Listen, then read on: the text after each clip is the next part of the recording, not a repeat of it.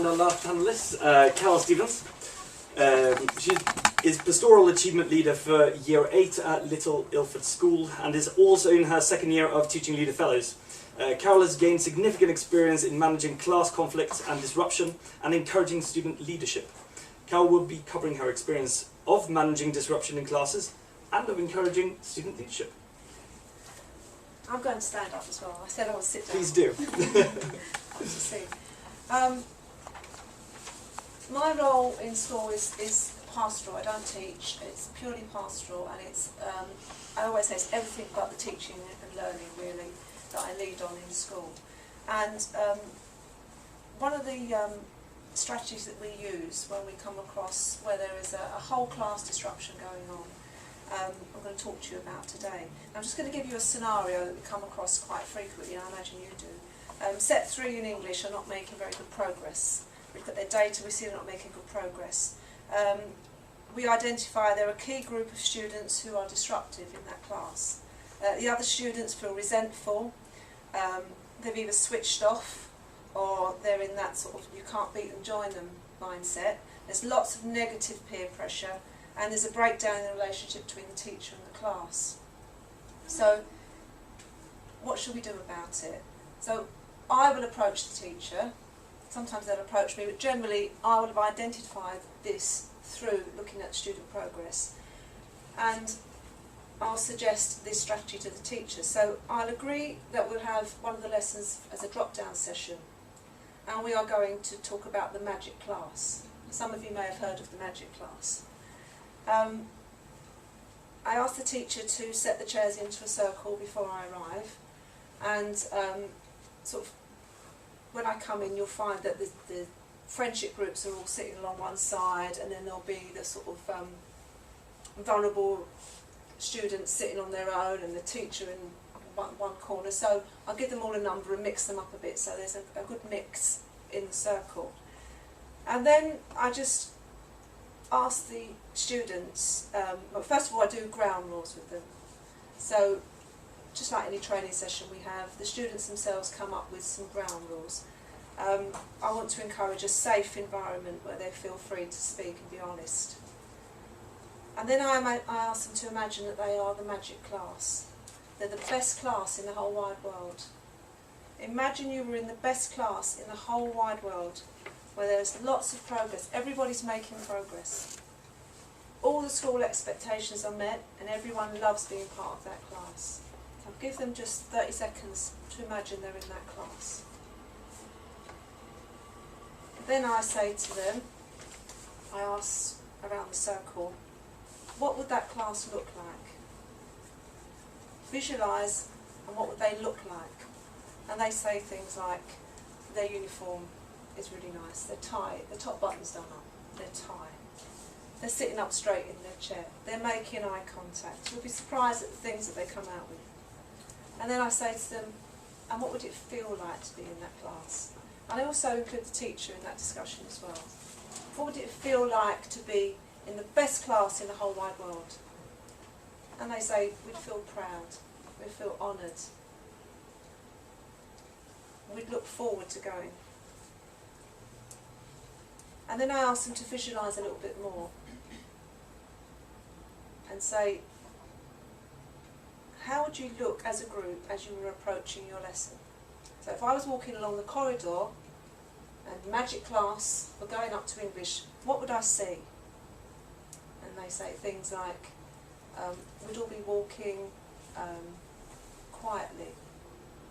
We'd know where we were going. We wouldn't be messing around.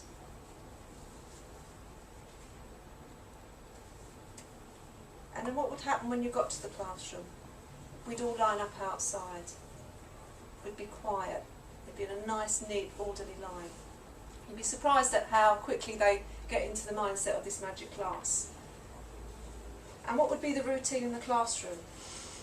And they say, we'd walk in quietly. We'd say good morning. We'd sit down. We'd get our journals out and put them on the desk. We'd get our equipment out. We'd be quiet. Write down the learning objective, you know, all the things that you want them to do, they'll say. And what sort of language would you be using to each other? And they'd say, we'd be polite and respectful. We'd say please and thank you, and we'd be helping each other. And what sort of language is used to the teacher? And they'd come out with all the right things. Good morning, miss. Yes, miss. Thank you, miss. There's my homework, miss. And how would the teacher be feeling? And the teacher would talk to the group and say about how she would be feeling as being the teacher of the magic class. How she'd be feeling at that point, how she'd look forward to going to the lesson, how she'd feel so happy that that class were making such good progress. And then we asked them, how would your parents be feeling? Their child is part of the magic class. How would you feel as a parent? And they talk about their parents being proud and happy and content. And then we sort of have a little bit of reflection on that, not too long, 30 seconds, and then we go around one by one around the circle and we ask them to identify who and what stops them from learning in that class. We remind them of the ground rules that we set earlier. And once one person is brave enough and honest enough to talk about what's affecting them and who's affecting them, you'll see the dynamics change. They feel powerful and they start to talk openly and honestly about the sort of peer pressure disappears and they start to form this positive peer group, this powerful positive peer group rather than this powerful negative peer group. And they talk about how, you know, they make them feel disrupting the learning, and how they don't really want to go to that class every day because that person just makes it so difficult to learn that they just feel it's a waste of time. And how they themselves are getting in trouble now, or there's whole class detentions and different things. And you can just see, just through the body language of the previously negative peer group, how they start to understand what's going on, how their behaviour affects other people. And the students talk about how they're not making progress. We're not saying, like you said, we're not saying you're not making progress. Their peers are telling them, we're not making progress because of you. And then we look at the seating plan. And beforehand I say to the teacher, you know, you have to be really open-minded in this session. You have to let go a little bit and really take part and be open-minded. So we have a look at the seating plan, we talk about the seating plan, and then we give them some ownership of the seating plan. And we get them to think about the dynamics.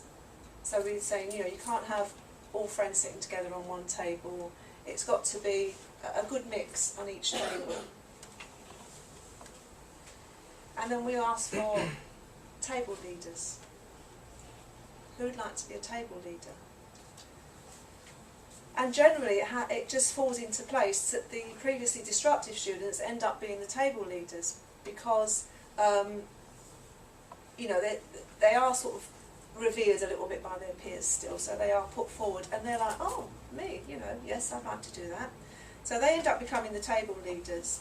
And I was doing it once and I took a risk and I said, well, how about as a table leader, it's your job to keep everybody on track and, you know, take responsibility, but how about as a table leader, if someone on that table gets a sanction, you take it for the team. And I sort of put it out there and I thought they were going to go, whoa, this is, you know, you've gone far enough. And they went, yeah, okay, we'll do that. So I was quite surprised. They felt it was a privilege to take a sanction for the team. And then we go back to the circle and we ask everybody to say one thing that they will do differently next time in that lesson. We always give some sort of incentive. Generally it's a pizza lunch, whereby, you know, if things start to improve, somewhere along the line we'll have a pizza lunch, we'll all come back together and talk about the process. And it's essential there's a follow-up. You can't do sessions like that and then just walk away. You have to go back and get feedback from the circle again, and praise. Praise is so important, and not just for the students, for the teacher as well, for being so open-minded and, you know, letting that happen. And then where those students have taken so much ownership, we encourage some further student leadership, and we get those leaders who were previously disrupted to model the sessions for younger students, and sometimes we take them into primary schools as well to do the magic class. And in every magic class that I've done, I wouldn't say everyone was 100% successful, but I would say that generally there was a great deal of improvement and progress in that class. Thank you. Thank you very much, Carol. Thanks.